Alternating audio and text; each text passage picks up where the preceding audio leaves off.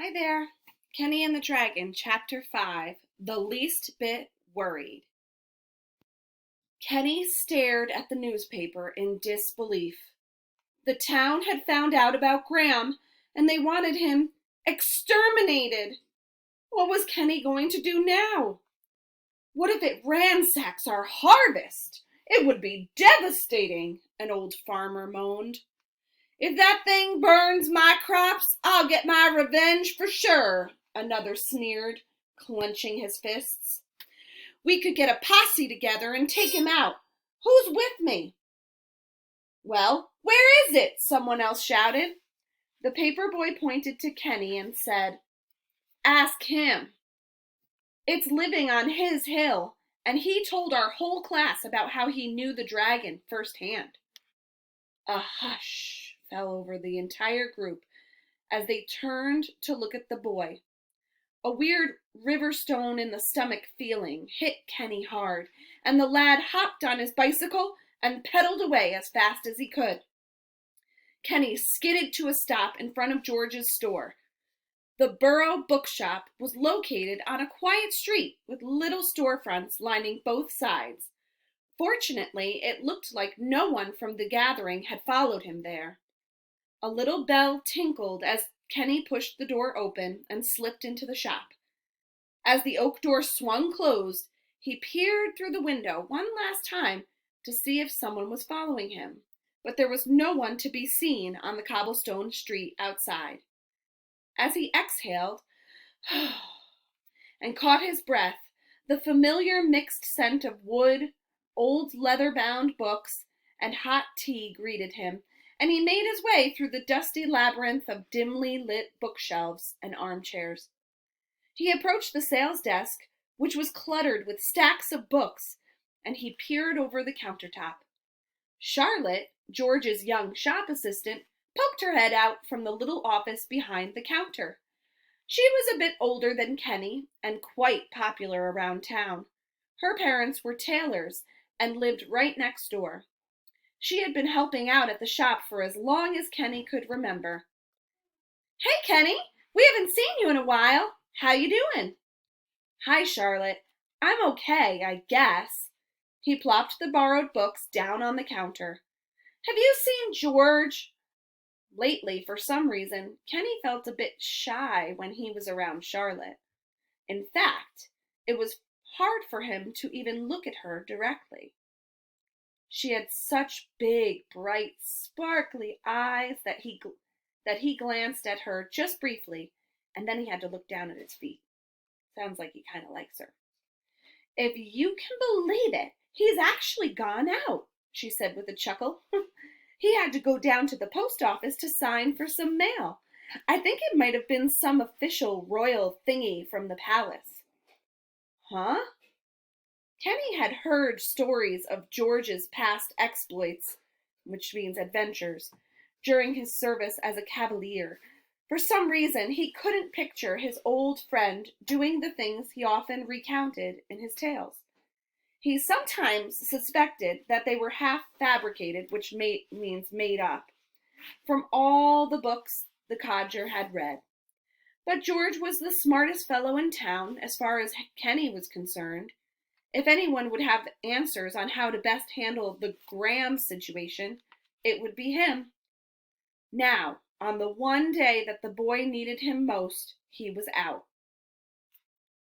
Hey, did you see the paper today? A dragon, a real live dragon, spotted near here.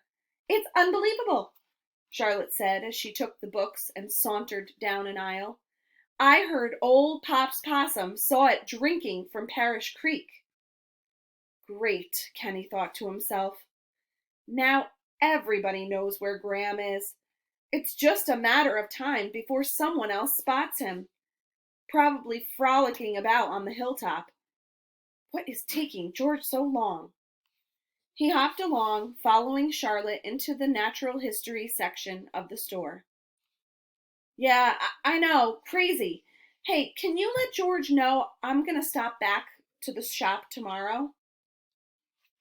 Are you sure you don't want to just hang out and wait?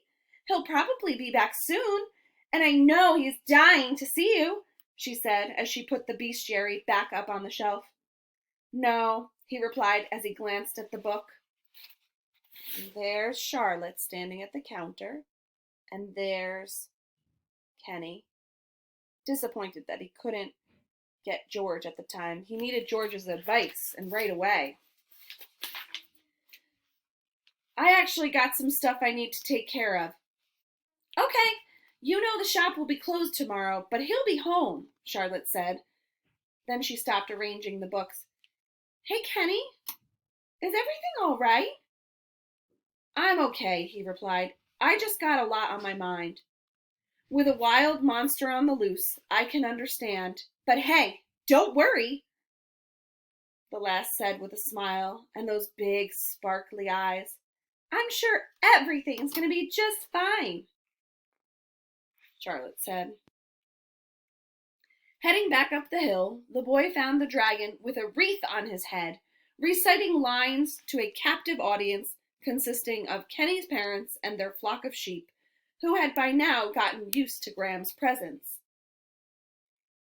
Not for thy fairy kingdom, fairies away! We shall chide downright if I longer stay.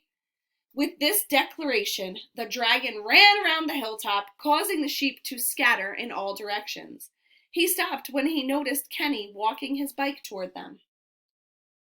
Hey there, bantling, you're just in time. You can play Oberon, he said with a toothy grin.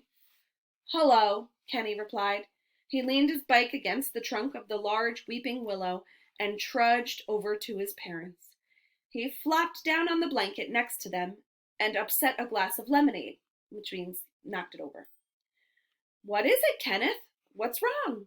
His mom wiped his face with the bottom of her apron. He pulled away from her and reached into his satchel. This, he answered, and stood up, handing the newspaper to Graham. What is it, Kit? His father asked. What's it say? It says, Graham read aloud, scanning the article, that I am to be exterminated. Kenny's parents exchanged glances. Look here, the daft scribe misspelled imminent. Ha! He continued reading the paper, flipping through the pages. Ooh, look here, word puzzles. So the dragon just read that he was going to be exterminated and didn't even realize the whole article was about him. He was just more worried about how the author had misspelled the words and the puzzles that were in the newspaper later. He's a silly dragon. Here's a picture of Kenny holding the newspaper with the bad news.